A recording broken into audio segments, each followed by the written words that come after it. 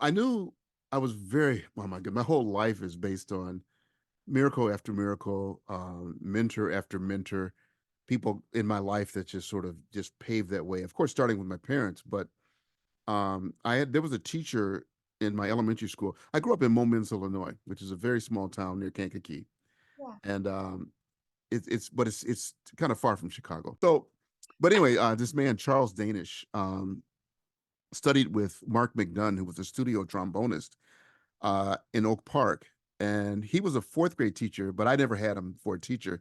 He heard me play when I was in eighth grade, and made a vow to my parents that if I were serious about it, my freshman year of high school, he would drive me to Oak Park every Saturday for trumpet lessons, and he did. Never took a dime. Never, years later, especially when I was doing studio work, I was like, Chuck, I got to pay you back for this. He said, nope. And he said something very important. He said, if you ever find a child who was as serious as you were, do for them as I did for you. And that was the birth of our education programs. We have so the kids you saw, most of them are in our education program with Chicago Jazz Philharmonic.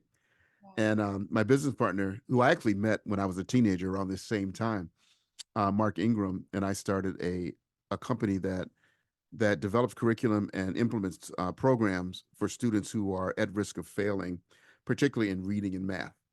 So we Mm, developed a methodology that connects reading and math mm. through the aesthetics of music. And so Right. it's all because of Mr. Danish's or Chuck Danish's promise that if you find anyone that deserved it and couldn't afford it, then you do for them as I did for you. And so I think Oh, about that every day.